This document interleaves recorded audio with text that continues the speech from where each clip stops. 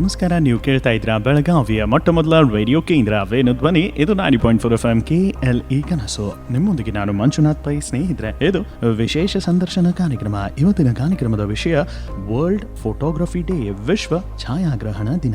ಈ ಒಂದು ದಿನದ ಕುರಿತು ವಿವರವಾದ ಮಾಹಿತಿಯನ್ನ ಕೊಡಲಿದ್ದಾರೆ ಕಾರ್ಯಕ್ರಮದ ಅತಿಥಿ. ಕಳೆದ 25 ವರ್ಷಕ್ಕಿಂತ ಹೆಚ್ಚು ಫೋಟೋಗ್ರಫಿಯಲ್ಲಿ ನುರಿತ ಅನುಭವಿಯಾದ ಶ್ರೀ ಪುಂಡ್ಲಿಕ್ ಕೆ ಪಡಿಗೇರವರು. ಕಾರ್ಯಕ್ರಮದಲ್ಲಿ ತಮಗೆ ಸ್ವಾಗತ ಹಾಗೂ ನಮಸ್ಕಾರ. ನಮಸ್ಕಾರ. ಅವರೊಂದಿಗೆ ಇದ್ದಾರೆ ಶ್ರೀ ಸೋಮಾನಂದ್ ಮಾರುತಿ ಗಡ್ಕರಿ ಅವರು. ಕಾರ್ಯಕ್ರಮದಲ್ಲಿ ತಮಗೂ ಸ್ವಾಗತ ಹಾಗೂ ನಮಸ್ಕಾರ ಸರ್. ಸೊ ಪ್ರಾರಂಭ ಮಾಡೋಣ. World photography day. ಎಲ್ಲರಿಗೂ ಫೋಟೋ ತೆಗೆಸ್ಕೊಳ್ಳೋ ಒಂದು ಆಸೆ ಬಹಳ ಇರುತ್ತೆ, ಆದರೆ ವರ್ಲ್ಡ್ ಫೋಟೋಗ್ರಫಿ ಡೇ, ವಿಶ್ವ ಛಾಯಾಗ್ರಹಣ ದಿನ, ಇದ್ರದ್ದು ಒಂದು ದಿನ ಇರುತ್ತೆ ಅಂತ ಗೊತ್ತಿರೋದಿಲ್ಲ. ಸೊ ಅಲ್ಲಿಂದ ಪ್ರಾರಂಭ ಮಾಡೋಣ. ಇದು ಯಾವಾಗಿಂದ ಪ್ರಾರಂಭವಾಯಿತು? ಸುಮಾರು ಬಹಳ ವರ್ಷದಿಂದ ಸರ್ ಇದು ಮುಂಚೆ ಬ್ಲ್ಯಾಕ್ ಆ್ಯಂಡ್ ವೈಟ್ ಫೋಟೋ ಮಾಡ್ತಿದ್ರು ಮತ್ತೆ. ಆ ನಂತರ ಬರ್ತಾ ಬರ್ತಾ ಬ್ಲ್ಯಾಕ್ ಆ್ಯಂಡ್ ವೈಟ್ ಕಲರ್ಗೆ ಬಂದುಬಿಡ್ತಾವಾಗ. ಸುಮಾರು ಇದು ಹಳೆಯ ಒಂದು ಸಂಸ್ಕೃತಿ ಸೇರ್ಕೊಂಡಿದೆ. ಅದರಲ್ಲಿ ಬ್ಲ್ಯಾಕ್ ಆ್ಯಂಡ್ ವೈಟ್ ಫೋಟೋ ಮಾಡಿ ಅದು ನೆಗೆಟಿವ್ ಮಾಡಿ ಅದು ಪ್ರಿಂಟ್ ಔಟ್ ತೆಗಿತಾರೆ ಮುಂಚೆ. ಇವಾಗೆಲ್ಲ ಡಿಜಿಟಲ್ ಬಂದಿದ್ದರಿಂದ ಡಿಜಿಟಲ್ನಲ್ಲಿ ಹೆಂಗಿದೆ ಅಂತಂದ್ರೆ ಸರ್, ಇವಾಗ ನಾವು ಡೆವಲಪ್ ಮಾಡಿ ನೋಡ್ಬೋದಿಲ್ಲ ಇವಾಗೆಲ್ಲ ಸರ್. ಫೋಟೋಗ್ರಫಿ ಇದೊಂದು ಬೇಸಿಕಲಿ ಒಂದು ಕಲೆ ಸರಿ. ಒಂದು ಮೀನ್ಸ್ ಲೈಟ್ ಆ್ಯಂಡ್ ಶ್ಯಾಡೋ ಅಂದರೆ ನೆರಳು ಮತ್ತು ಬೆಳಕಿನ ಒಂದು ಸಂಕೀರ್ಣ ಅಂದರೆ ಅವರಂಥ ಒಂದು ಕಲಾಕೃತಿ ಇದ್ದಂಗೆ ಅದರ ಲೆಕ್ಕದಲ್ಲಿ. ಅದು ಮುಂಚೆ ಹಳಿ ಕಾಲದಿಂದ ಬರ್ತಾ ಇತ್ತು. ಬ್ಲ್ಯಾಕ್ ಆ್ಯಂಡ್ ವೈಟ್ ಫೋಟೋ ಮಾಡ್ತಾಯಿದ್ರು. ಮುಂಚೆ ಎಲ್ಲ ಬಾಕ್ಸ್ ಫ್ರೇಮ್ ಮೀನ್ಸ್ ಎಲ್ಲ ದೊಡ್ಡ ದೊಡ್ಡ ಬಾಕ್ಸ್ ಟೈಪ್ ಇರ್ತಿತ್ತಲ್ಲ ಫಿಲ್ಮ್ ಎಲ್ಲ. ಇವಾಗೆಲ್ಲ ಕಲರ್ ಬಂದಿತ್ತಲ್ಲ, ಇವಾಗೆಲ್ಲ ಡಿಜಿಟಲಾಗಿ ಬಂದಿದ್ದಲ್ಲ. ಫಿಲ್ಮ್ ಎಲ್ಲ ಹೋಗ್ಬಿಟ್ಟಿದೆ. ಈಗೆಲ್ಲ ಕಲರ್ನಲ್ಲಿ ನೀವು ಡಿಜಿಟಲಾಗಿ ನಾವು ಯಾವ ತೆಗಿತೀವಿ ಆಗ ನೋಡ್ಬೋದು, ಆಗಿಂದಾಗ ನೋಡ್ಬೋದು. ನಿಜ. ಅಂಥ ಸಂದರ್ಭದಲ್ಲಿ ಫೋಟೋಗ್ರಫಿ ಅಂದ ತಕ್ಷಣ ಫೋಟೋಗ್ರಾಫರ್ ನೆನಪಾಗುವುದೇ. ಆ್ಯಂಡ್ ಅವ್ರು ಹೇಳಿರೋ ಪ್ರಕಾರ ನೆಗೆಟಿವ್ಸ್ ಅದನ್ನು ಡೆವಲಪ್ ಮಾಡ್ತಿದ್ರು. ಸೊ ಬೆಳವಣಿಗೆ ಹೆಂಗಾಗಿದೆ ಅದ್ರ ಬಗ್ಗೆ ಸ್ವಲ್ಪ ತಿಳಿಸ್ಬೋದಾ? ಬೆಳವಣಿಗೆ ಅಂತಂದ್ರೆ ಈಗ ಅತ್ಯಾಧುನಿಕ ಹೊಸ ತಂತ್ರಜ್ಞಾನ ಅಳವಡಿಕೆ ಆದಾಗ ಡಿಜಿಟಲ್ ಪ್ರಾರಂಭ ಆಯಿತು. ಡಿಜಿಟಲ್ ಹೆಚ್ಚು ಕಡಿಮೆ ನಮಗೆ ಗೊತ್ತಿದ್ದಂಗೆ 2000ರಿಂದ ಶುರುವಾಗಿದೆ. ನಮ್ಮಲ್ಲಿ ಇತ್ತೀಚೆಗೆ ಬಂದದ್ದು 2005-6 ಪ್ರಾರಂಭ ಆಯಿತು. ಬೆಳಗಾವಿಯಲ್ಲಿ ನಾವು ನೋಡಿದ್ದು ಡಿಜಿಟಲ್. ಅದಕ್ಕಿಂತ ಪೂರ್ವದಲ್ಲಿ ಅಂತೂ ನಾವು ನೆಗೆಟಿವ್ ಕ್ಯಾಮ್ರಾ ಒಂದು 2-3 ವರ್ಷ ಬೆಳಗಾವಿಯಲ್ಲಿ ಬಳಸಿದ್ದೀವಿ. ಈ ಪತ್ರಿಕಾ ರಂಗದಲ್ಲಿ ಒಂದು 2000ದಿಂದ 5ವರೆಗೆ ನೆಗೆಟಿವ್ ಕ್ಯಾಮ್ರಾ ನಮ್ಮ ಹತ್ತಿರ ಯೂಸ್ ಇದ್ದು. ನಂತರದಲ್ಲಿ ಅವೆಲ್ಲವೂ ಕಮ್ಮಿ ಆಗ್ತಾವೆ. 1.5 mega pixel, 2 mega pixel, 6 mega pixel, ಇವಾಗ 24-26 ಮೆಗಾ ಪಿಕ್ಸೆಲ್ ಇತ್ತೀಚೆಗೆ ಬಂದು ಪ್ರಾರಂಭ ಆಯಿತು. ಅದಕ್ಕಿಂತ ಪೂರ್ವದಲ್ಲಿ ಯಾಕಂದ್ರೆ ನಮ್ಮಕ್ಕಿಂತ ಭಾಳಷ್ಟು ಹಳಬರಿದ್ದಾರೆ, ಅವರಲ್ಲಿ ಈಗ ದಾಖಲೆಯಾಗಿ ಉಳಿದಿದ್ದಾವೆ. ಈ ಉದಾಹರಣೆ ಮೊನ್ನೆ ಒಂದು ಟೈಮ್ ನಾವು ಬೆಂಗಳೂರಲ್ಲಿ ಎಕ್ಸಿಬಿಷನ್ ಇತ್ತು, ಮಾಧ್ಯಮ ಅಕಾಡೆಮಿದವರು. ಅಲ್ಲಿ ಬರೀ ನೋಡಕ್ಕೆ ಹೋಗಿದ್ದೀವಿ ನಾವು. ನಮ್ಮಲ್ಲಿ ಬಳಸಿಲ್ಲ, ಇಂಥವು ಯಾವ ಥರ ಇರ್ತಾವೆ ನೋಡಿದ್ರು ಅದನ್ನು ನಮ್ಗೆ ಅರ್ಥ ಆಗಲ್ಲಂಥ ವಸ್ತುಗಳು ಅವರು ಅದ್ರ ಬಗ್ಗೆ ವಿಶ್ಲೇಷಣೆ ಮಾಡಿ ಹೇಳ್ತಾ ಇದ್ದರು ಸೀನಿಯರ್ ಫೋಟೋಗ್ರಾಫರ್ಸ್ ಎಲ್ಲ. ಯಾಕೆ ಅವು ನಾವು ನೋಡೋದು ಭಾಗ್ಯ, ಅದರ ಅನುಭವಕ್ಕೆ ನಮ್ಗೆ ಕಡಿಮೆ. ಇತ್ತೀಚಿನ ಅನುಭವ ಹೇಳ್ಬೇಕಂತಂದ್ರೆ ಕೆಲವೊಂದು ಸಂದರ್ಭದಲ್ಲಿ ಹಳೆಯ ಮತ್ತು ಹೊಸದ ಕಂಪೇರ್ ಮಾಡಿದಾಗ ಈ ಸಮಾನದ ಇದೆ. ಅದೇನು ಈಗ ಫಾಸ್ಟ್ ಆಗ್ತೈತೆ ಅಷ್ಟೇ. ಹಳೆಯದನ್ನು ಒಂದಷ್ಟು ಫೋಟೋಗ್ರಫಿ ಕ್ಯಾಲ್ಕುಲೇಷನ್ ಮಾಡಿದಾಗ 100 ವರ್ಷದ ಫೋಟೋ ಇವತ್ತಿನವ್ರಿಗೆ ಇದಾವೆ. ಇತ್ತೀಚಿಗಿನ ಫೋಟೋಗಳು ಅಷ್ಟು ಬದುಕಲ್ಲ. ನಿಜ. ಬ್ಲ್ಯಾಕ್ ಆ್ಯಂಡ್ ವೈಟ್ ಕಂಪೇರ್ ಮಾಡಿದಾಗ ಈ ಹಳೆ ಫೋಟೋ 100 ವರ್ಷದ ಅದಾವೆ. ಈಗ ನಮ್ಮ ಹತ್ತಿರ 10 ವರ್ಷದ ಫೋಟೋ ನಮ್ಮ ಹತ್ತಿರ ಈಗ ಸಿಗ್ತಾ ಇಲ್ಲ. ಅಂದರೆ ಟೆಕ್ನಾಲಜಿ ಹೊಸದು ಎಷ್ಟು ಫಾಸ್ಟ್ ಐತಿ ಅಷ್ಟು ಅದಕ್ಕೆ ಆವಿಷ್ ಕಮ್ಮಿ ಅಂತ ಅನಿಸ್ತೈತಿ ನಮಗೆ ಭೌತಿಕ. ಅಂಥ ಸಂದರ್ಭದಲ್ಲಿ ಬಹಳ ಮುಖ್ಯವಾದ ಒಂದು ಪ್ರಶ್ನೆ, ಫೋಟೋಗ್ರಫಿ ಎಂದರೇನು? ಏಕೆಂದರೆ ಎಲ್ಲರಿಗೂ ಏನು ತಿಳ್ಕೊತಾರೆ, ಸೆಲ್ಫಿ ತೊಗೊಳ್ಳೋದು ಒಂಥರದ ಒಂದು ಫೋಟೋ ಅಂತ ತಿಳ್ಕೊತಾರೆ. ತಾವು 25 ವರ್ಷಗಳಕ್ಕಿಂತ ಹೆಚ್ಚು ನುರಿತ ಅನುಭವಿ ಈ ಒಂದು ಕ್ಷೇತ್ರದಲ್ಲಿ. ತಮ್ಮ ಪ್ರಕಾರ ಏನಿರ್ಬೋದು ಛಾಯಾಗ್ರಹಣ ಅದ್ರ ಬಗ್ಗೆ? ಛಾಯಾಗ್ರಹಣ ನಮ್ಮ ಇದರಲ್ಲಿ ಅಂತಂದ್ರೆ ಇತ್ತೀಚೆಗೆ ಇದು ಇತಿಹಾಸ ದಾಖಲೆ ನಮ್ಮ ತಿಳ್ಕೊಂಡಿದ್ದಂತಂದ್ರೆ ಈಗ ನೋಡ್ರಿ, ನಾವು 25 ವರ್ಷದಿಂದ ಇದರಲ್ಲಿ ಮಾಡಿದೆ. 2005-6ರಲ್ಲಿ ಮಾಡಿದ ಫೋಟೋಗ್ರಫಿ ಕೃಷ್ಣಾ ನದಿ ಪ್ರವಾಹ ಬಂದಾಗ ಎಲ್ಲೋ ಮುಳುಗಡೆ ಆಗಿತ್ತು. ಮುಳುಗಡೆ ಆದರೆ ಜಿಲ್ಲಾ ಆಡಳಿತದಿಂದ ಹೆಲಿಕಾಪ್ಟರ್ ಮುಖಾಂತರ ಫೋಟೋ ವಿಡಿಯೋಗ್ರಫಿ ಮಾಡೋಕ್ಕೆ ನಮ್ಮನ್ನು ಕರೆದಿದ್ರು. ಆ ಸಂದರ್ಭದಲ್ಲಿ ಹೋದಾಗ ಇವತ್ತಿನವರೆಗೆ ನನ್ನ ಹತ್ತಿರ ದಾಖಲೆಯಾಗಿ ಫೋಟೋ ಇದ್ದಾವೆ ಅವೆಲ್ಲವೂ. ಅಂಥ ಅನುಭವ ಸಿಗೋದು ನಮಗೊಂದು ಒಳ್ಳೆಯ ಭಾಗ್ಯನ. ಅದರಲ್ಲಿ ಇನ್ನೂ ಭಾಳ ಕಲಿಬೇಕಾಗಿತ್ತು ನಾವು. ಇನ್ನು ಎಷ್ಟಾದರೂ ಕಡಿಮೆ ಕಲಿದು ನ್ಯಾಚುರಲ್ಲಾಗಿ ನಾವೊಂದು ಸ್ವಲ್ಪ ಆರ್ಟ್ ಕಲ್ತಿದ್ರಿಂದ ಅದರಲ್ಲಿ ಅನುಭವ ಸ್ವಲ್ಪ ಫೋಟೋಗ್ರಫಿ ಭಾಳ ಇಂಟ್ರೆಸ್ಟ್.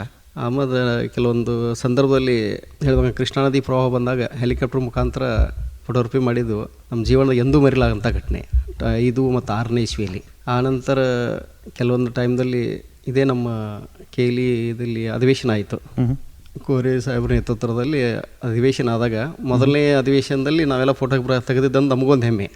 ಅವೆಲ್ಲವೂ ನಮಗೆ ಗೊತ್ತಿಲ್ಲ ಸಮಾಜದಲ್ಲಿ ಇತಿಹಾಸ ಫೋಟೋದೊಳಗೆ ಉಳಿತಾವೆ. ಅದನ್ನು ನಾವು ಹೆಮ್ಮೆಲಿ ಹೇಳ್ಬೋದು. ಈ KLE ಒಳಗೆ ಅಧಿವೇಶನ ಆಗಿತ್ತು, ಅದನ್ನು ನಾವು ಫೋಟೋಗ್ರಫಿ ಮಾಡೀನು ಅಂಥೇಳಿ ಅದರ ದಾಖಲೆಯಾಗಿ ಉಳಿದಿದ್ದಾವೆ. ಉದಾಹರಣೆ ಸುವರ್ಣಸೌಧ ಶಿಲಾನ್ಯಾಸ, ಬೆಳಗಾವಿ ಬಿಮ್ಸ್ ಶಿಲಾನ್ಯಾಸ, ರಾಮಕೃಷ್ಣ ಆಶ್ರಮ, VTO, NMN ಎಲ್ಲವೂ 25 ವರ್ಷ ನಂತರ ಒಳಗಾದಂಥ ಘಟನೆಗೆ ನಾವು ನಿಜವಾಗಿ ಸಾಕ್ಷಿಕರ್ತರು. ಸರ್, ಅಂಥ ಸಂದರ್ಭದಲ್ಲಿ ತಾವು ಕೃಷ್ಣಾ ನದಿ ಪ್ರವಾಹದ ಬಗ್ಗೆ ತಿಳಿಸಿದ್ರಿ. ಈಗ ಅಂಥ ಒಂದು ಸಂದರ್ಭ ಹಾಗೂ ಆಶ್ರಮ, ವಿವೇಕಾನಂದ ಆಶ್ರಮದ ಬಗ್ಗೆನೂ ತಿಳಿಸಿದ್ರಿ. ಇದು 2 ಡಿಫ್ರೆಂಟ್ ಒಂದು ಸಂದರ್ಭ. ಫೋಟೋಗ್ರಾಫರ್ ಯಾವ ಮೈಂಡ್ ಸೆಟ್ನಲ್ಲಿರಬೇಕು ಅದ್ರ ಬಗ್ಗೆ ತಿಳಿಸಿ. ಫಸ್ಟ್ ಆಫ್ ಆಲ್ ಆ ಒಂದು ನಿಮ್ಮ ಮೊದಲನೇ ಎಕ್ಸ್ಪೀರಿಯನ್ಸ್ ಜಲಪ್ರವಾಹದ ಬಗ್ಗೆ. ಜಲಪ್ರವಾಹದಾಗ ನಮಗೇನ್ರಿ ಅಂದ್ರೆ ಭಾಳಷ್ಟು ಜನ ಜಿಲ್ಲಾಡಳಿತದಿಂದ ನಮ್ಮನ್ನ ಫೋಟೋಗ್ರಫಿ ಅವಾಗ ನಮ್ಮ ಡಿಜಿಟಲ್ ಪ್ರಾರಂಭ ಆಗಿತ್ತು. 2005-6 ಅವಾಗ ನನ್ನ ಕಡೆ ಒಂದು ಕ್ಯಾಮ್ರಾ ಇತ್ತು ಡಿಜಿಟಲ್. ಅವಾಗ ನಮ್ಮ ಈಗ ಕರ್ನಾಟಕ ಚೀಫ್ ಸೆಕ್ರೆಟರಿ ಇದ್ದಾರಲ್ಲ ಶಾಲಿನಿ ರಜನೀಶ್ ಅವರು ಇಲ್ಲಿ ಜಿಲ್ಲಾಧಿಕಾರಿ ಇದ್ದರು. ಅವರೆಲ್ಲ ಬರ್ರಿ ಬಡಿಗೆರವ್ರ ಹೋಗೋಣಂತೆ ಅವ್ರು ಹೆಲಿಕಾಪ್ಟರ್ ಮುಖಾಂತರ ನಮ್ಮನ್ನ ಕರ್ಕೊಂಡು ಹೋದಾಗ ಅಲ್ಲಿ ನೋಡೋದಂದ್ರೆ ಭಯಾನಕ. ಅದಕ್ಕೆ ಯಾವ ಥರ ನಮಗೆ ಫೀಲಿಂಗ್ ಆಗ್ತೈತೆ ಅನ್ನೋದು ಕಣ್ಣೀಲಿ ಕಾಣ್ತಿಗ್ಲೆ. ಒಂದಷ್ಟು ಯಡೂರು, ಮಾಂಜ್ರಿ, ಅಂಕ್ಲಿ ಇವೆಲ್ಲ ಊರುಗಳಲ್ಲಿ ನೀರು ಜೊತೆ ದನ ಮನುಷ್ಯರು ಎಲ್ಲರೂ ಒಂಥರ ಭಾಳ ಪರಿಸ್ಥಿತಿ ಗಂಭೀರ ಇತ್ತು. ಅವಾಗ ದನಗಳಿಗೆ ಮೇವು ನೀರು ಇರಲಿಲ್ಲ. ಆ ಟೈಮ್ದಾಗ ನಿಮ್ಮ ಕೇಲಿ ಅವ್ರದ್ದು ಕೋರೆ ಸಾಹೇಬ್ರ ಮನೆಗಡೆ ಬ್ಯಾಕ್ ಸೈಡ್ ಹೆಲಿಪ್ಯಾಡ್ ಎಲ್ಲ ಮಾಡಿದ್ರು. ನಾವು ಅಲ್ಲಿ ಹೋಗಿ ಇಳಿದು ಆಹಾರ ಹೆಲಿಕಾಪ್ಟರ್ ಮುಖಾಂತರ ಆಹಾರ ಕಳಿಸೋದು ಇದೆಲ್ಲ ಮಾಡ್ತೀವಿ. ಪ್ರತಿಯೊಂದು ವಿಡಿಯೋ ವಿತ್ ಫೋಟೋಗ್ರಫಿ ನಾನು ಮಾಡಿದ್ದೆ ಅನುಭವ ನನಗೆ. ಆದ್ರೆ ಅಂಥ ಘಟನೆ ಇವತ್ತಿನವರಿಗೆ ಮರುಕಳಿಸಬಾರ್ದು ಅನಿಸ್ತೈತಿ. ಆದ್ರೆ ಹಂಗೆ ಆಗಿಲ್ಲ. ಅದನ್ನು ನಮ್ಮ ಲೈಫ್ದಾಗ ಅದೊಂದು ದೊಡ್ಡ ಇತಿಹಾಸ ನಮ್ಮ ಕಲ್ಪನೆಯಲ್ಲಿ.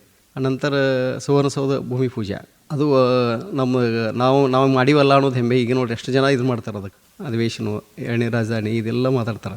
ಖರೆ ನಾವು ಅಲ್ಲಿ ಕೆಲಸ ಮಾಡಿ ಅನ್ನೋದು ಒಂದು ದೊಡ್ಡ ಹೆಮ್ಮೆ. ಓಪನ್ ಪೇಸ್ ಇದ್ದಾಗ ಹೋದಾಗ ಇವತ್ತಲ್ಲಿ ಅದೇ ಸೆಷನ್ ನಡೆದಾಗ ಹೋಗ್ತೀವಿ. ಅದು ಒಂದು ಹೆಮ್ಮೆ. ಫಸ್ಟ್ ಪ್ರಾರಂಭ ಆದದ್ದು KL ಕ್ಯಾಂಪಸ್ದಾಗ ಅನ್ನೋದು ಇತಿಹಾಸ. ಇವತ್ತಿನವ್ರಿಗೆ ನಮ್ಮ ಹತ್ತಿರ ಫೋಟೋಗ್ರಾಫ್ಸ್ ಎಲ್ಲ ಇದಾವೆ.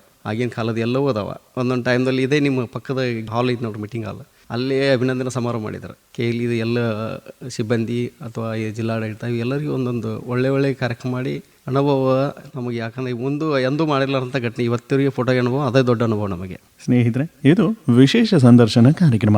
ಇವತ್ತಿನ ಕಾರ್ಯಕ್ರಮದಲ್ಲಿ ವರ್ಲ್ಡ್ ಫೋಟೋಗ್ರಫಿ ಡೇ, ವಿಶ್ವ ಛಾಯಾಗ್ರಹಣ ದಿನದ ಕುರಿತು ವಿವರವಾದ ಮಾಹಿತಿಯನ್ನು ಕೊಡ್ತಾ ಇದ್ದಾರೆ ಕಾರ್ಯಕ್ರಮದ ಅತಿಥಿಗಳಾದ ಶ್ರೀ ಪುಂಡ್ಲಿಕ್ ಕೆ ಬಡಿಗೇರವರು, ಅವರೊಂದಿಗೆ ಸೋಮಾನಂದ್ ಮಾರುತಿ ಕಟ್ಕರಿ ಅವರು. ಸೊ ನಾನು ಕೇಳ್ತಾ ಇದ್ದೆ, ಒಬ್ಬ ಫೋಟೋಗ್ರಾಫರ್ ಅವರ ಮೈಂಡ್ ಸೆಟ್ ಹೇಗಿರಬೇಕು? ಏಕೆಂದರೆ ಪ್ರತಿಯೊಂದು ಕ್ಷಣನ ಕ್ಯಾಪ್ಚರ್ ಮಾಡೋ ಶಕ್ತಿ ಅವರ ಕ್ಯಾಮ್ರಾನಲ್ಲಿರುತ್ತೆ. ಅದ್ರ ಬಗ್ಗೆ ಸರ್, ಫೋಟೋಗ್ರಫಿ ಅಂತಂದರೆ ಅದೊಂದು ಆರ್ಟ್, ಜಸ್ಟ್ ಒಂದು ಕಲೆ ಅಂದಂಗೆ ಸರ್. ಅದು ನೀವು ಫೋಟೋಗ್ರಫಿ ಮಾಡಬೇಕಾದ್ರೆ ನಿಮ್ಮ ಮೈಂಡ್ ಯಾವಾಗೂ ಅದ್ರ ಕಡೆ ಗಮನ ಇರಬೇಕಾಗಲಿ. ಯಾವ ಫಂಕ್ಷನ್ ಇಡ್ತಾ ಇದೆ, ಯಾವ ಕಾರ್ಯಕ್ರಮ ಇದೆ, ಯಾವ ಸೀನ್ ಇದೆ, ಅದ್ರ ಬಗ್ಗೆ ನೀವು ಮುನ್ನೆಚ್ಚರಿಕೆಯಾಗಿ ಅದನ್ನು ಸ್ವಲ್ಪ ಸ್ಟಡಿ ಮಾಡಿಬಿಟ್ರೆ ನೀವು ಫೋಟೋ ತೆಗೆಯುವಾಗ ನಿಮ್ಗೆ ಆರಾಮಾಗಿ ನಮಗೆ ಯಾವ ರೀತಿ ಫೋಟೋ ತೆಗಿಬೇಕು ಅನ್ನೋದು ಗೊತ್ತಾಗ್ಬಿಡ್ತಾವೆ. ನಾವು ಸಿಚುವೇಶನ್ ತಮ್ಮ ಕಂಟ್ರೋಲ್ನಲ್ಲಿ ಇರೋದಿಲ್ಲ ಕೆಲವೊಂದು ಬಾರಿ.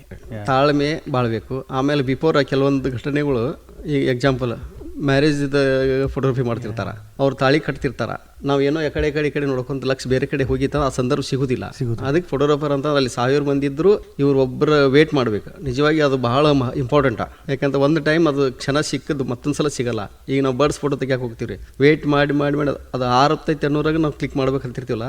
ಪ್ರತಿಯೊಂದಕ್ಕೆ ಭಾಳಷ್ಟು ತಾಳ್ಮೆ ಬೇಕು. ತಾಳ್ಮೆ ಇಲ್ಲ ಅಂದ್ರೆ ಈ ಫೋಟೋಗ್ರಫಿಗೆ ಮಾಡೋಕ್ಕೆ ಸಾಧ್ಯ ಇಲ್ಲ. ತಾಳ್ಮೆಯಿಂದ ಬೇಕು. ಕೆಲವೊಂದು ವಿಷಯದೊಳಗೆ ಎಲ್ಲೋ ನಾವು ಹೊರಗಡೆ ಹೋದಾಗ ಇಡೀ ದಿವಸ ಎಲ್ಲ ನಿಂದಿರ್ತೀವಿ ನಾವು ಒಂದೊಂದು ಕಾರ್ಯಕ್ರಮಕ್ಕೆ. ಹೆಲ್ದಿನೂ ಬೇಕು. ಯಾಕಂದ್ರೆ ಇರೋದು ಮೇನ್ ಅದು. ಯಾಕಂದ್ರೆ ಒಂದು ದಿವ್ಸಕ್ಕೆ ನಾವು ಒಂದು ಕಾರ್ಯಕ್ರಮಕ್ಕೆ ಹೋದ್ರೆ 3 ರಿಂದ 4 ತಾಸು ಕುಂಡ್ರಂಗಿಲ್ಲ. ಆಮೇಲೆ ನಮಗೆ ಚೇರ್ ಇಲ್ಲ, ಕುರ್ಚಿ ಇಲ್ಲ, ಅದು ಇಲ್ಲ ಅಂತ ಎಂದೂ ಬಯಸಂಗಿಲ್ಲ. ಫೋಟೋಗ್ರಾಫರ್ ಊಟ ಇಲ್ಲ ಅಂತ ಬಯಸಂಗಿಲ್ಲ. ನಮ್ಗೆ ಯಾವುದು ಬೇಕಂತಿಲ್ಲ, ನಿರೀಕ್ಷೆ ಎಂದು ಇಡಬಾರ್ದ್ರಿ. ನಾವು ಯಾವುದಕ್ಕೆ ಹೋಗಿದ್ದು ಅದು ಫಸ್ಟ್ ಆ ಕೆಲಸ ಮಾಡ್ಬೇಕು. ಆಮೇಲೆ ಕೆಲವೊಬ್ಬರು ಯಾರೋ ಒಬ್ಬರು ಬೈತಿರ್ತಾರೆ, ಲೇಟಾಗಿ ಬಂದಿ ಅಂತೇಳಿ, ತಡಾಗಿ ಬಂದಿ ಅಥವಾ ಚಲೋ ತೆಗೆದಿಲ್ಲ ಅಂತೇಳಿ. ಎಲ್ಲನೂ ತಾಳ್ಮೆಯಿಂದ ಸ್ವೀಕಾರ ಮಾಡ್ಬೇಕು. ಅದು ನಿಜವಾದ ಫೋಟೋಗ್ರಾಫರ್ದ ವ್ಯಕ್ತಿತ್ವ. ಭಾಳ ಉತ್ತಮವಾಗಿ ತಿಳಿಸಿದ್ರಿ. ಭಾಳ ಮುಖ್ಯ ಆ ವಿಷಯದಲ್ಲಿ ನೋಡಿದರೆ, ಒಂದು ಒಳ್ಳೆ ಫೋಟೋಗ್ರಾಫರ್ ಆಗಲಿಕ್ಕೆ ಒಳ್ಳೆ ಮನುಷ್ಯ ಫಸ್ಟ್ ಆಗಿರಬೇಕು, ದೈಹಿಕವಾಗಿ ಮಾನಸಿಕವಾಗಿ. ಈಗ ತಮ್ಮ ಅನುಭವದಲ್ಲಿ ತಾವು ಹೇಳಿದ್ರಿ ಪಕ್ಷಿಗಳ ಫೋಟೋ. ಅಲ್ಲೇ ಒಂದು ಪ್ರಶ್ನೆ, ವೈಲ್ಡ್ ಲೈಫ್ ಫೋಟೋಗ್ರಫಿ ಅನ್ನೋದು ಒಂದು ಬಹಳ ದೊಡ್ಡ ಒಂದು ಸ್ಟ್ರೀಮ್ ಇದೆ. ಅದ್ರ ಬಗ್ಗೆ ತಮ್ಮ ಅನುಭವ ಏನಾದರೂ ಇದ್ರೆ ಹಂಚ್ಕೊಳ್ಳಿ. ಮ್ಯಾಕ್ಸಿಮಮ್ ಭಾಳಷ್ಟು ಜಾಸ್ತಿ ನಾವೇನು ವೈಲ್ಡ್ ಹೋಗಿಲ್ಲ. ಇದ್ರ ಜೊತೆಯಾಗಿ ಯಾವಾಗಾದ್ರೂ ಒಂದಷ್ಟು ನೋಡು ನಾವು ಬರ್ಡ್ಸ್ ಫೋಟೋ ತೆಗೀನೋ ಅಂತ ಹೋಗ್ತಿರ್ತೀವಿ. ಹೋದಾಗ ಇವರು ಅಥವಾ ನಮ್ಮ ಸೋಮಾನಂದ್ ಅವ್ರು ಇವ್ರ ಜೊತೆನೇ ಹೋಗ್ತಿರ್ತೀವಿ ನಾವು ಇಬ್ಬರು ಜಾಸ್ತಿ ಕೂಡಿ. ಹೋದಾಗ ಅಲ್ಲಿ ಆದ್ರೂ ಇದು ತಾಳ್ಮೆ ಬೇಕ್ರಿ. ಒಂದು ಅಕ್ಕಿ ನೀರಲ್ಲಿ ತೇಲ್ತಾ ಇರ್ತೈತಿ. ಆ ಸಂದರ್ಭದಲ್ಲಿ ಅದು ಮತ್ತೊಂದು ಮೀನ ಹಿಡಿದು ಏನೋ ಇದು ಮಾಡ್ತೈತಿ ರೀ. ಒಂದು ಕ್ಷಣ ನಮ್ಮ ಕಣ್ಣು ಮುಚ್ಚಿ ನಾವು ಕಣ್ಣು ತೆಗೆಯೋದ್ರಲ್ಲಿ ಪಾಸ್ ಆಗಿರ್ತೈತಿ ಅದು. ಅದಕ್ಕೆ ನಾವು ಉಸಿರಾಡಿದ್ರೂ ಸತ್ಯಕ್ಕೆ ಕ್ಯಾಮ್ರಾ ಸೇಕ್ ಆಗ್ತೈತಿ ಅನ್ನೋ ಮಟ್ಟಿಗೆ ನಾವು ವೇಟಿಂಗ್ದಾಗ ಇರ್ಬೇಕು. ಅದಕ್ಕೆ ಸಮಯ ಪ್ರಜ್ಞೆ ಭಾಳ ಬೇಕು. ಸಮಯ ಪ್ರಜ್ಞೆ ಇಲ್ಲ ಅಂದ್ರೆ ಫೋಟೋಗ್ರಫಿಗೆ ಮ್ಯಾಕ್ಸಿಮಮ್ ಫೇಲ್ ಆಗೋದು ಏನು ಗ್ಯಾರಂಟಿ ರೀ. ಸಮಯ ಪ್ರಜ್ಞೆ ಭಾಳ ಇಂಪಾರ್ಟೆಂಟ್. ನೀವೇನು ಹೇಳಕ್ಕೆ ಇಷ್ಟಪಡ್ತೀರಾ ಈ ಒಂದು ವಿಷಯ? ಸರ್, ನಾನು ಪೊಲೀಸ್ ಇಲಾಖೆಯಲ್ಲಿ ಕೆಲಸ ಮಾಡ್ತೀನಿ. ಸುಮಾರು ಒಂದು 20 ರಿಂದ 30 ವರ್ಷ ಆಯ್ತು ಆಗ್ಲಿಕ್ಕೆ ಬಂತು. ಇವಾಗ ಇಲಾಖೆಯಲ್ಲಿ ವರ್ಕ್ ಮಾಡಬೇಕಾದ್ರೆ ಫೋಟೋಗ್ರಫಿ ಅಂತ ಕೆಲಸ ಮಾಡ್ತೀನಿ. ಇವಾಗ ಅಲ್ರಿ ನಾವು ಯಾವುದೋ ಒಂದು ಸೀನ್ಗೆ ಹೋದರೆ, ಕ್ರೈಮ್ ಸೀನ್ಗೆ ಹೋದರೆ ಅಲ್ಲಿ ಯಾವ ರೀತಿ ಫೋಟೋ ತೆಗಿಬೇಕು ಅನ್ನೋದ್ರ ಬಗ್ಗೆ ಭಾಳ ನಾಜೂಕಿದೆ ಸರ್. ಅಲ್ಲಿ ಪ್ರತಿಯೊಂದು ವಸ್ತುನೂ ಅಲ್ಲಿ ಕ್ಲಿಯರ್ ಇರ್ತಾರೆ. ಅದನ್ನು ಯಾವ ರೀತಿ ನಾವು ಫೋಟೋ ತಗೋಬೇಕು, ಫಿಂಗರ್ ಪ್ರಿಂಟ್ ತೆಗಿಬೇಕು ನಾವು, ಅವ್ರ ಐಡೆಂಟಿಫಿಕೇಶನ್ ಫೇಸ್ ಹೆಂಗೆ ತೆಗಿಬೇಕು ನಾವು, ಇದೊಂದು ಥರ ಫೋಟೋಗ್ರಫಿ ಇರುತ್ತೆ ಸರ್.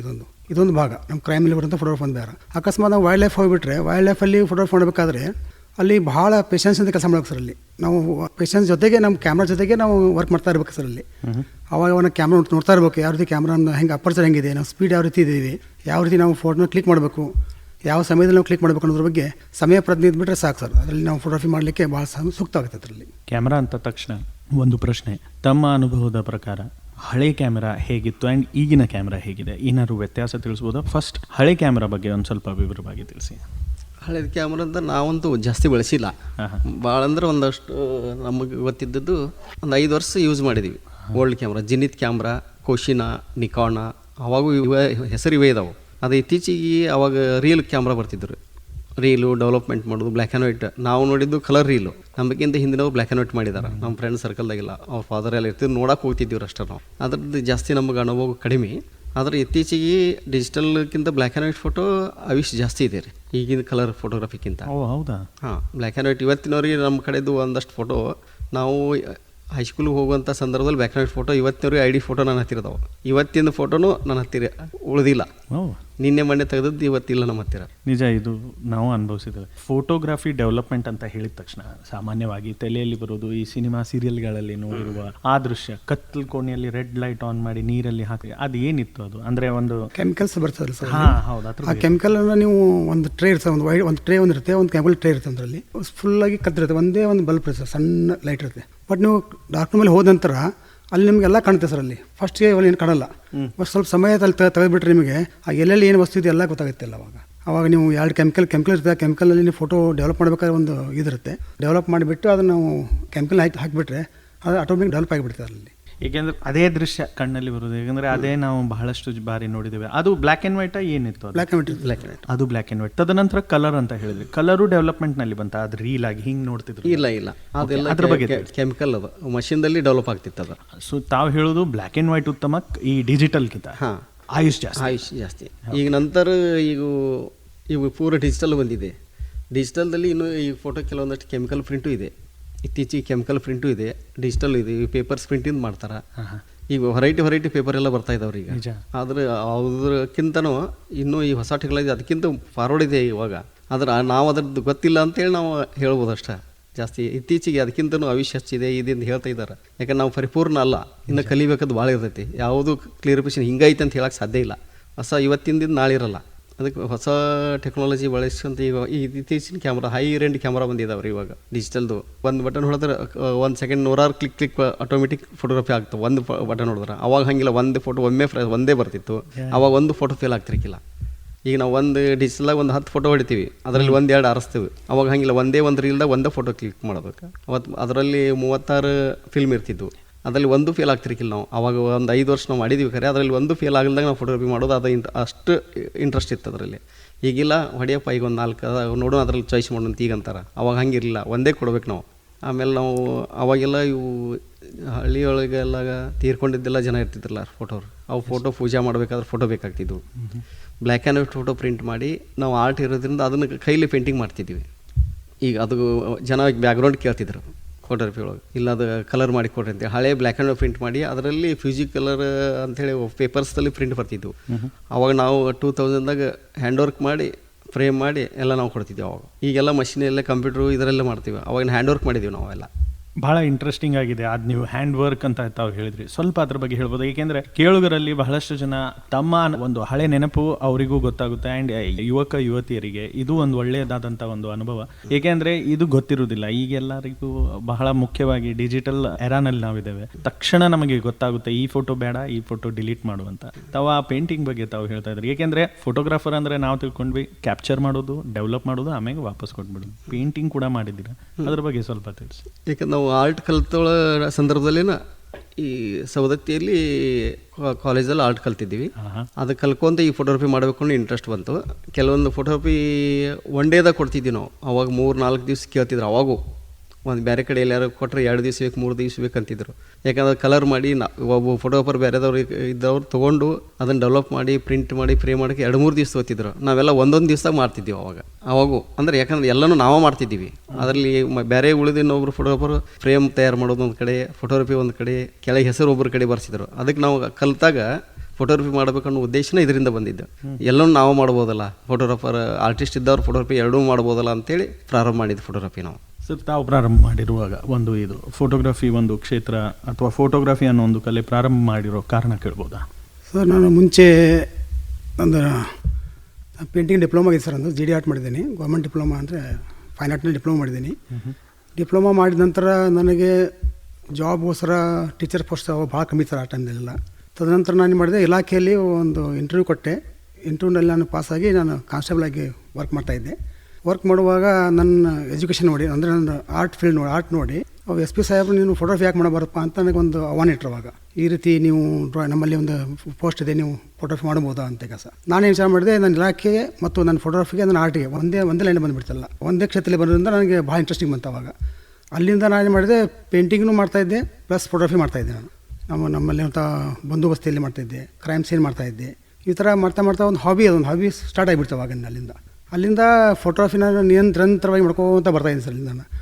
ನಾನು ಫೋಟೋಗ್ರಫಿಯಲ್ಲಿ ಮತ್ತು ವಿಡಿಯೋಗ್ರಫಿಯಲ್ಲಿ ನಾನು ನ್ಯಾಷನಲ್ ಮೆಡಲ್ ಇದೆ ಸರ್. ಒಂದು ನ್ಯಾಷನಲ್ ಗುಜರಾತ್ನಲ್ಲಿ ನಮ್ಮ ಪೊಲೀಸ್ ಡ್ಯೂಟಿ ಮಾಡ್ತಾರೆ, ಪ್ರತಿ ವರ್ಷ ಮಾಡ್ತಾರೆ. ಸುಮಾರು ಒಂದು ನಾನು ಇಲಾಖೆ ಸೇರಿ 2 ವರ್ಷ ಆಗಿತ್ತು ಅಷ್ಟೇ. ಇವಾಗ ಪ್ರೊಫೆಷನಲ್ ಪೀರಿಯಡ್ ಬಿಡು ನಾನು ಡ್ಯೂಟಿ ಮಾಡ್ತಾಯಿದ್ದೆ. ಅವಾಗ ನಾನು ಡ್ಯೂಟಿ ಬಿಟ್ಟು ಹೋಗಿದ್ದೆ ಅವಾಗ ನ್ಯಾಷನಲಲ್ಲಿ. ಅಲ್ಲಿ ವಿಡಿಯೋಗ್ರಫಿ ನನಗೆ ಸಿಲ್ವರ್ ಮೆಡಲ್ ಆಗಿತ್ತು ಸರ್ ಆ ಟೈಮ್ದಲ್ಲಿ. ಅದರಿಂದ ನನಗೆ ಹಾಗೆ ಅದು ಉತ್ತೇಜನ ಕೊಡ್ತಾ ಪೇಂಟಿಂಗು ಮಾಡ್ಕೊತಾನೆ ನಾನು ಫೋಟೋಗ್ರಫಿ ಮಾಡ್ತಾ ನನ್ನ ಇಲಾಖೆಯಲ್ಲಿ ನಾನು ಕೆಲಸ ಮಾಡ್ತಾಯಿದ್ದೀನಿ ಸರ್. ಇವಾಗ ಪ್ರೆಸೆಂಟ್ ಫೋಟೋಗ್ರಫಿ ಮಾಡ್ತಾಯಿದ್ದೀನಿ. ಕ್ರೈಮ್ ಸೀನ್ ಬಗ್ಗೆ ತಾವು ಹೇಳಿದ್ರಿ. ಕ್ರೈಮ್ ಸೀನ್ ಫೋಟೋಗ್ರಫಿ ಬಗ್ಗೆ ಸ್ವಲ್ಪ ತಿಳಿಸ್ಬೋದಾ? ಏಕೆಂದರೆ ಅದ್ರ ಬಗ್ಗೆ ಜಾಸ್ತಿ ಜನರಿಗೆ ಗೊತ್ತಿಲ್ಲ. ಹೆಂಗೆ, ಯಾವ ಮೈಂಡ್ಸೆಟ್ನಿಂದ ಮಾಡಬೇಕು, ಯಾವ ಆ್ಯಂಗಲ್, ಅದೆಲ್ಲ ಸ್ವಲ್ಪ ವಿವರವಾಗಿ ತಿಳಿಸಿ ಸರ್. ಒಂದು ಕ್ರೈಮ್ ಸೀನಲ್ಲಿ ಸರ್ ಮುಂಚೆ ಫೋಟೋಗ್ರಫಿ ಹೋಗ್ಬೇಕಾದ್ರೆ ಆ ಕ್ರೈಮ್ ಸೀನಲ್ಲಿ ಯಾವುದೇ ರೀತಿಯಿಂದ ವಸ್ತುವನ್ನು ಆ ಕಡೆ ಯಾರು ಹೋಗಲೇಬಾರ್ದು ಅದರಲ್ಲಿ. ಅಟ್ಲೀಸ್ಟ್ ಯಾಕೆ ಫಿಂಗರ್ ಪ್ರಿಂಟ್ ಬರೋರಿಗೆ ಮತ್ತು ಅಥವಾ ಫೋಟೋಗ್ರಫಿ ಬರೋರಿಗೆ ಅದು ಕ್ರೈಮ್ ಸೀನ್ ಇನ್ನೂ ಡಿಸ್ಟರ್ಬ್ ಮಾಡಲಿಕ್ಕೆ ಹೋಗಬಾರ್ದು. ಹಾಗೇ ಇರಬೇಕು ಅದರಲ್ಲಿ.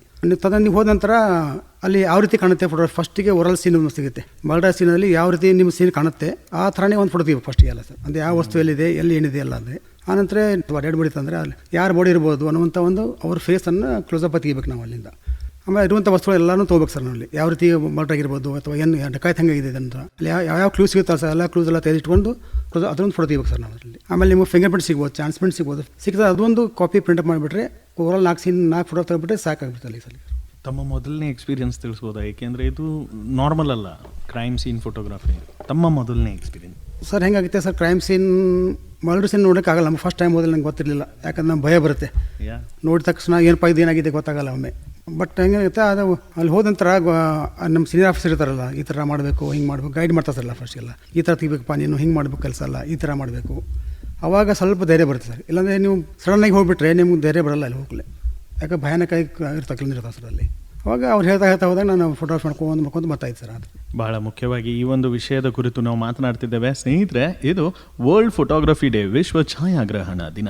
ಈ ಒಂದು ದಿನದ ಕುರಿತು ವಿಶೇಷ ಸಂದರ್ಶನ ಕಾರ್ಯಕ್ರಮದಲ್ಲಿ ಇವತ್ತಿನ ಅತಿಥಿ ಪುಂಡಲಿಕ್ ಕೆ ಬಡಿಗೇರ್ ಅವರು ಹಾಗೂ ಸುಮಾನಂದ್ ಮಾರುತಿ ಗಡ್ಕರಿ ಅವರು ವಿವರವಾದ ಮಾಹಿತಿ ಕೊಡ್ತಾ ಇದ್ದಾರೆ. ಸರ್, ಛಾಯಾಗ್ರಹಣ ಅಥವಾ ಫೋಟೋಗ್ರಫಿ ಆರಂಭ ಮಾಡೋ ತಮ್ಮ ಜೀವನದ ಮೊದಲನೇ ಒಂದು ಏನಂತಾರೆ ಅನುಭವವನ್ನು ಹಂಚ್ಕೋಬೋದಾ?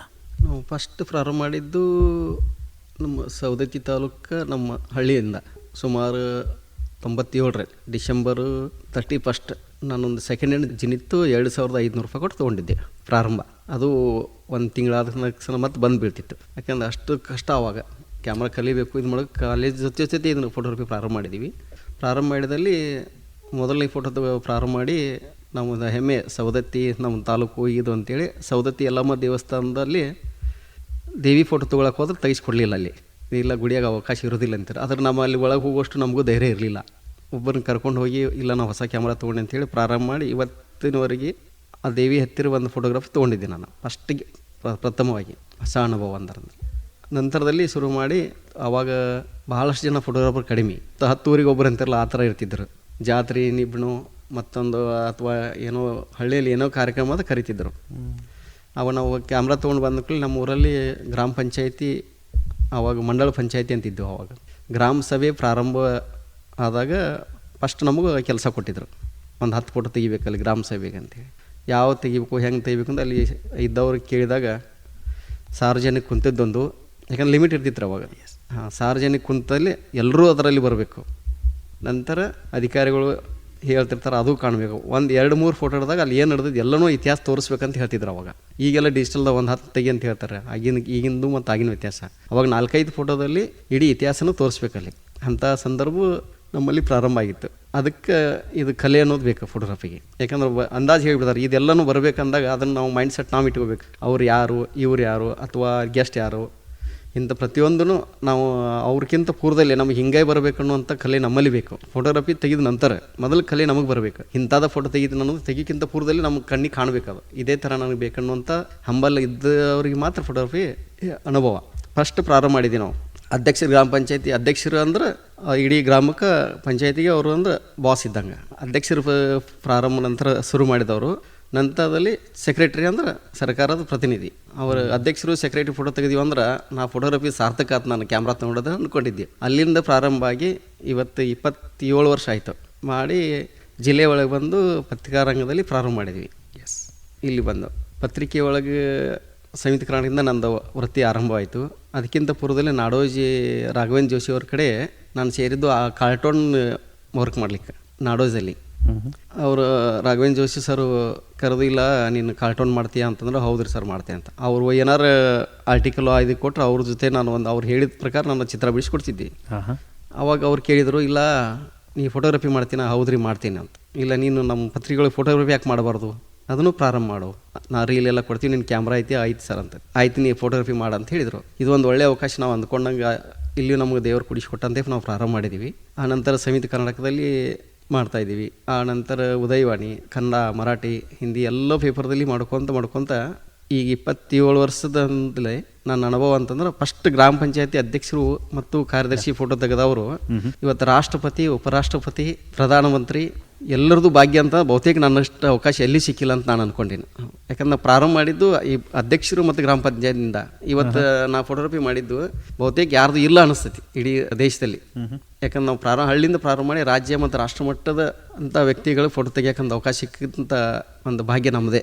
ತಮ್ಮ ಆ ಅನುಭವ ಫ್ರಾಮ್ ಕೆಳಗಿಂದ ತಾವು ಮೇಲೆವರೆಗೆ ಹೋಗಿದ್ದೀರಾ, ಅದು ತಮ್ಮ ಧ್ವನಿಯಲ್ಲಿಯೇ ಗೊತ್ತಾಗ್ತಾ ಇದೆ. ಅಂಥ ಸಂದರ್ಭದಲ್ಲಿ ನಾವು ಇವತ್ತಿನ ಕಾರ್ಯಕ್ರಮದ ಕೊನೆ ಹಂತಕ್ಕೆ ಬಂದಿದ್ದೇವೆ. ಬಹಳ ಮುಖ್ಯವಾಗಿ ಈ ಒಂದು ವಿಷಯದ ಕುರಿತು ತಾವು ಮಾತನಾಡಿದ್ರಿ, ತಮ್ಮ ಅನುಭವಗಳನ್ನು ಹಂಚ್ಕೊಂಡ್ರಿ. ಕೊನೆಯದಾಗಿ ನಮ್ಮ ಕೇಳುಗರಿಗೆ ಏನು ಹೇಳಲಿಕ್ಕೆ ಇಷ್ಟಪಡ್ತೀರಾ? ಫೋಟೋಗ್ರಫಿ ಅನ್ನುವಂಥ ಇದು ಕಲೆ ಇನ್ನೂ ಇದು ಹೊಸ ಅಪ್ಡೇಟ್ ಇನ್ನೂ ಮುಂದುವರಿತದೆ.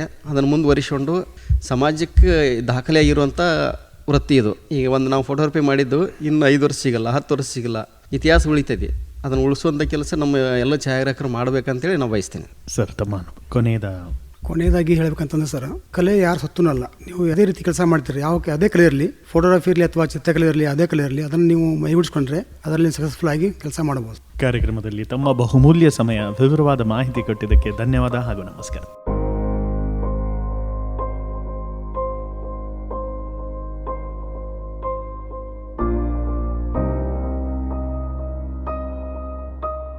ಸ್ನೇಹಿತರೆ, ಇದಾಗಿತ್ತು ವರ್ಲ್ಡ್ ಫೋಟೋಗ್ರಫಿ ಡೇ, ವಿಶ್ವ ಛಾಯಾಗ್ರಹಣ ದಿನದ ಕುರಿತು ವಿಶೇಷ ಸಂದರ್ಶನ ಕಾರ್ಯಕ್ರಮ. ಈ ಕಾರ್ಯಕ್ರಮದಲ್ಲಿ ಶ್ರೀ ಪುಂಡ್ಲಿಕ್ ಕೆ ಬಡಿಗೇರವರು ಹಾಗೂ ಸೋಮಾನಂದ್ ಮಾರುತಿ ಗಡ್ಕರಿ ಅವರು ತಮ್ಮ ಬಹುಮೂಲ್ಯ ಸಮಯ, ವಿವರವಾದ ಮಾಹಿತಿಯನ್ನ ಕೊಟ್ಟರು. ನಿಮ್ಮೊಂದಿಗೆ ನಾನು ಮಂಜುನಾಥ್ ಪೈ. ಹೀಗೆ ಕೇಳ್ತಾ ಇರಿ ವೇಣುಧ್ವನಿ. ಇದು 90.4 FM KLE ಕನಸು, ಬೆಳಗಾವಿಯ ಮೊಟ್ಟ ಮೊದಲ ರೇಡಿಯೋ ಕೇಂದ್ರ.